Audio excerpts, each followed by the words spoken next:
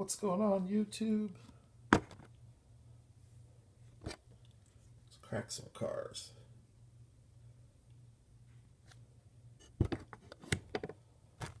So this is from Series 18 Hollywood.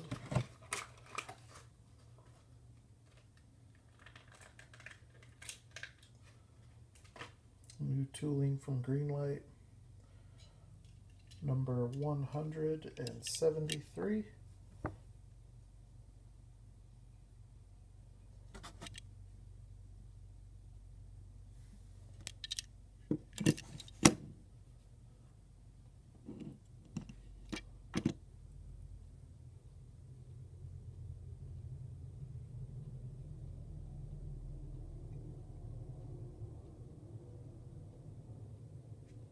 That's a pretty awesome car. Lens taillights.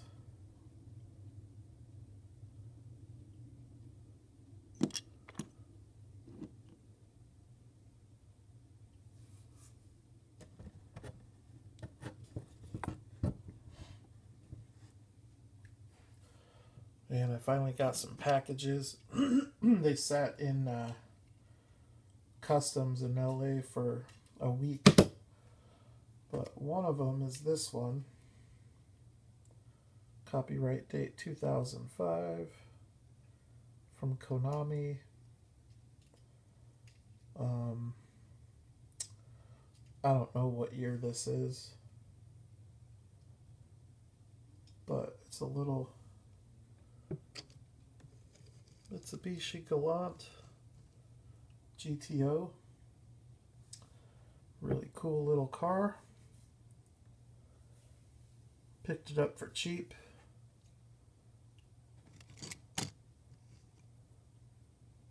Can never have too many Konamis in your collection.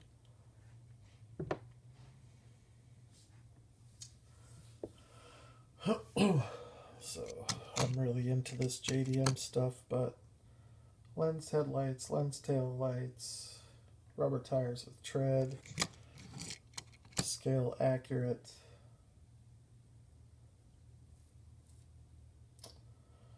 So Konamis are pretty cool. But the good stuff is this here.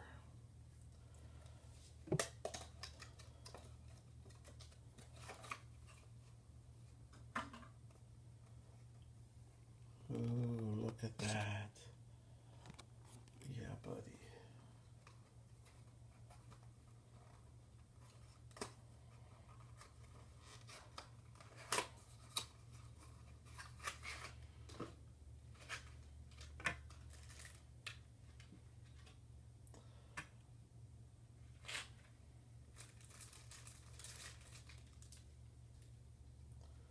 Oh, this car is beautiful.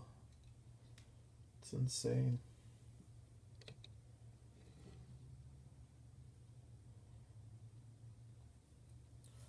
For those of you that don't know or that are not familiar, this is a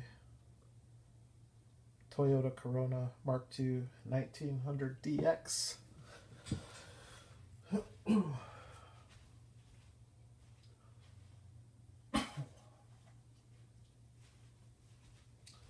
Which is pretty similar to the Konami tooling, but much nicer. TLVs typically are a lot nicer. I mean, just as a matter of fact, they're the nicest 1:64 scale car you can get. So the lines on this car are dope.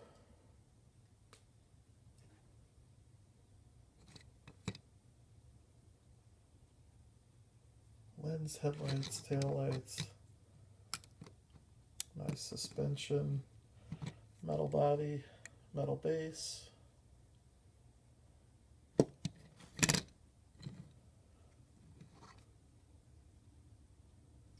So that's your Toyota Corona 4-door, which I already had. I've shown this before, but this is the Konami Toyota Corona 2-door. The TLV is noticeably heavier. Both are really nice little cars, though. Anyway, so take a look at that while I get this one out of the package. This one I'm super excited about.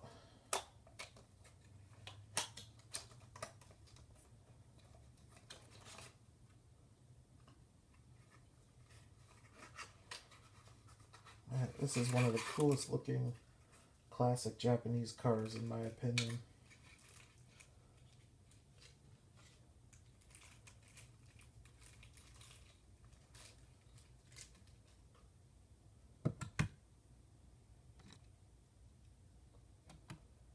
Alright, so this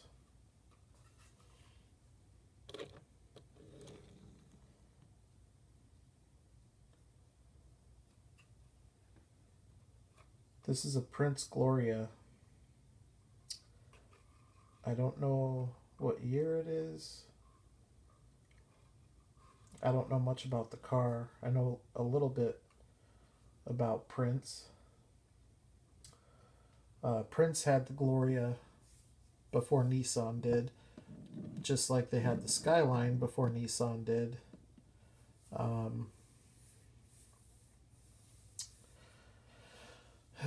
I don't know how the story goes, but I know after World War II, the United States was, really had an economic boom, and Ford and General Motors were really taken off. And the Japanese government got nervous about it. And because what they had was a lot of small auto manufacturers. What the US had was 2 or 3 massive auto manufacturers. And so the Nissan government encouraged, and I think might have even incentivized, the merging of companies. And that is how Prince came to be Nissan. So the Prince Skyline and the Prince Gloria and any other predecessor to the Nissans became Nissan. So that now later on you had the Nissan Gloria and the Nissan Skyline. So that's just a little history lesson. But this car is just, I just love the way this thing looks. It has in my opinion, it almost has an American car look to it. Like, I don't know, like an early Chevy Nova or something like that. But for a Tomica Limited Vintage, I love the wheels. It does not have suspension, which is rare for TLV. But it's just a fantastic looking car. It has some killer lines on it and really nice detail.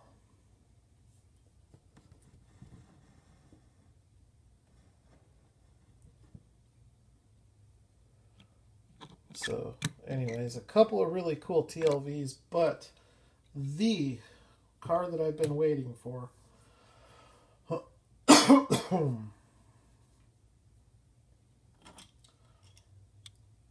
is not this one.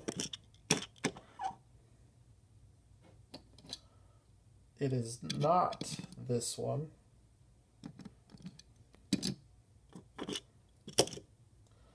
See if you know where I'm going with this.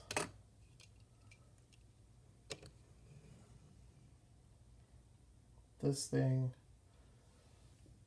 you better get it now while it's cheap.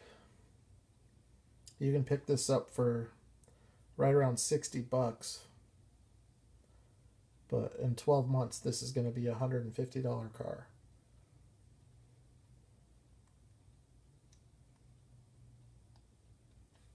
It's been out a few months and it's already doubled in price. So It's already become really hard to find. Japan Booster just happened to restock, and so I jumped on one because his price was like, I think it was like $48, and if you spend 50, they'll give you free shipping. So I bought a couple other TLV cars so I could get the free shipping. But this thing is just so nice. The detail, I mean, the detail's good on the M2, and it's decent on the Dido, but there's just no comparison, really.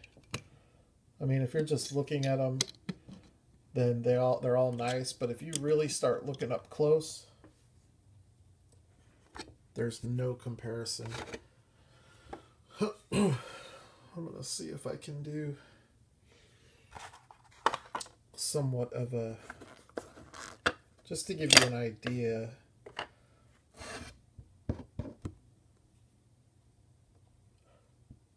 The TLV trim is always so much more fine-tuned.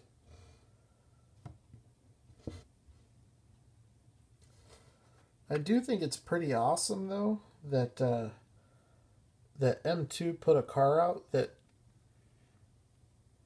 actually stacks up pretty nice to the TLV.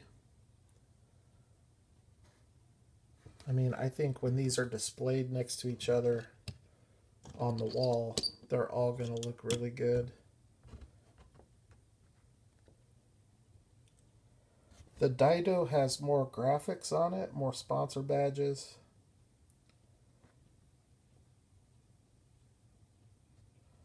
But it has the least amount of detail with painted taillights. Whereas the M2, you don't have a lot of graphics, but you have really nice detail. And then with the TLV, you kind of get a good mix of both. You definitely get the best detail, but they're not quite as heavy on the graphics as Dido, but definitely more graphics than M2.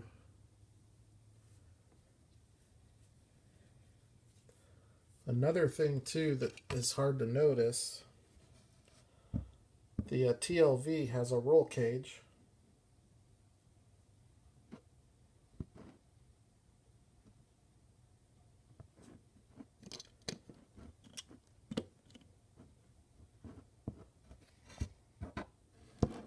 The M2 does not. You can see the M2 a little bit lighter color.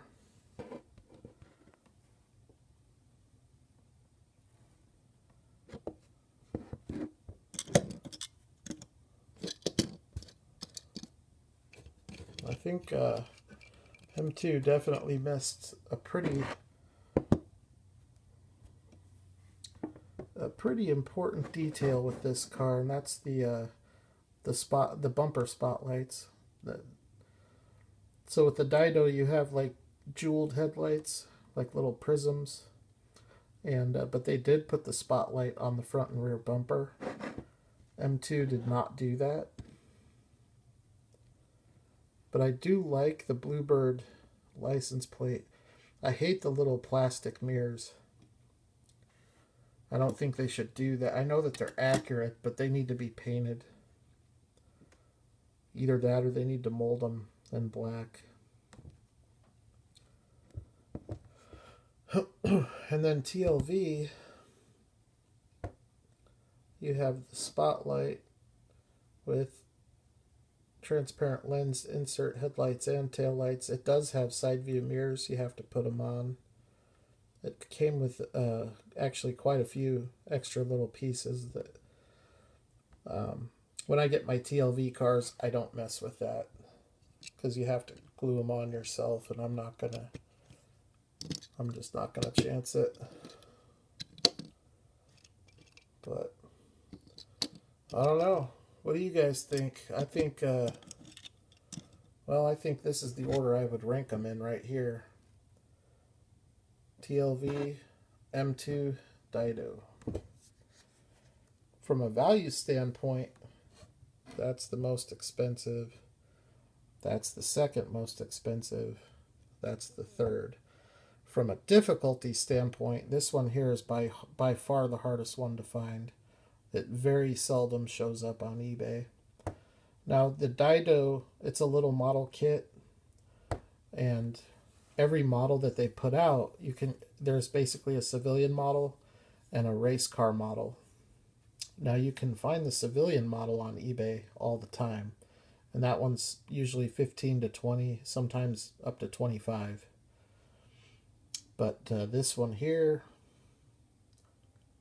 I have no idea what it would sell for. Probably 30 to 40, I would think. I have no idea what this one's going for now. I have no idea. Probably 10, 15. And then this one here is right around 60. But there's no question about it, no doubt about it. The glass on the TLV is so much more clear. The paint is a much higher, or appears to be a much higher quality. It's definitely a more vibrant color. All of the detail is much more intricate. But, you know, you also have to consider this retails at $6, and that's really tough to beat. This retails, well, when it's new, for right around 20. So, better value might be the M2, but from a collectability standpoint, the TLV is definitely the one to have. They're bringing it out with a similar livery, but it's going to have, I think, chrome wheels. So we'll see about that one. I'm waiting for one of these companies. I have a feeling Greenlight's going to be the first to do it. But I'm waiting for one of these companies to bring it out with the Brock livery. But I don't think TLV has Brock licensing, and I know M2 does not have Brock licensing. The nice thing is, Greenlight does have Brock licensing, and they have the Datsun 510 licensing. Now they're doing it in a two-door, so I think we might see a Brock 510 from Greenlight before the end of the year. In fact, it might be before the end of summer, because that Black Bandit is hitting in May, and it's gonna have a Brie design to it, but it's gonna be all blacked out. But Greenlight does have the Brock licensing, so it would only make sense, being that they've done the GTR and they've done the R34. I'm sorry, not the R34, the Nissan 260. It'll only make, you know, they might as well do a whole Brock line with the R34, the 35, the Fairlady, and the 510, and just have a BRE line of cars. I wouldn't be surprised to see that. Anyway, so there are your TLV finds, or mail call, I should say. I love these cars. Some of my favorite cars to collect. They make just such a, I mean, it's like, it's almost like, I almost compare it to jewelry. They're just so nice. They're delicate. The precision with which they're made, and the amount of attention that goes into the detail, it's just stellar. Never have stance issues with these cars. You never have wheelbase issues. You never have scale issues. You never have proportion issues. One thing that can be said about Tomica with the limited vintage line of cars is when they acquire a tooling license, like for example this Prince Gloria, what they do is they bring a car, an actual 1-to-1 scale car, into their design shop or studio, and they design it based off of the actual car. And that is where they make sure that they get all the proportions right and the stance right, and you know, the wheels sitting up in the wheel well like that. Every little detail, the side view mirrors, where they're placed, every little curvature and line of the car, all of those details are accounted for because they do what they do. You have to admit, that is a sweet looking car. I just love that little car. That would make an awesome hot rod.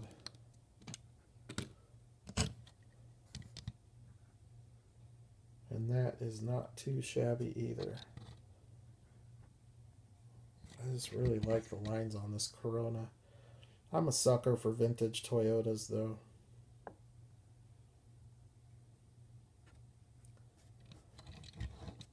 Really cool.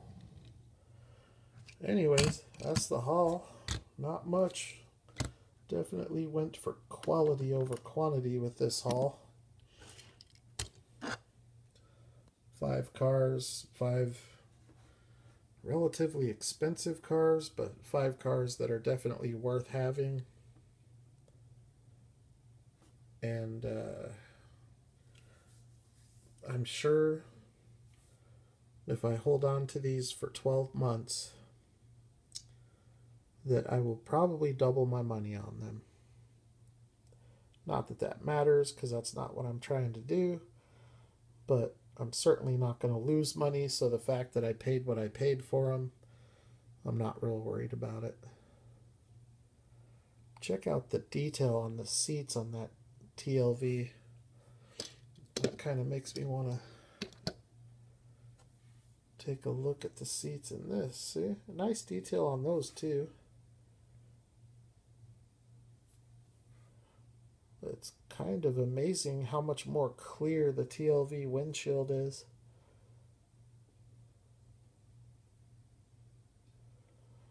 See, in the TLV too, I think you have a spare tire. Yeah, you have the spare tire in the back seat. Or actually, you have a couple of spares, which is accurate to the car.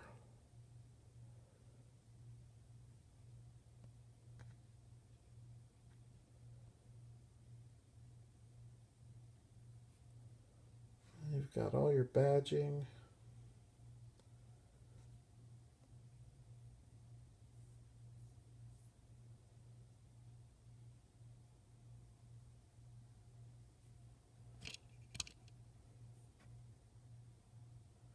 I love the tire tread on the TLV. A lot of people don't realize, but these were off-road cars. That's why I think it's goofy when I see people getting them and slamming them and dropping them and cameraing the wheels, and it's not accurate. Man. All right, everybody. Thank you for checking out the video. I'll be back in a couple days with another video with what you can probably bank on is going to be more awesome diecast cars. So stay tuned for that. It's probably going to be Monday night. It might be Tuesday night. So stay tuned, and I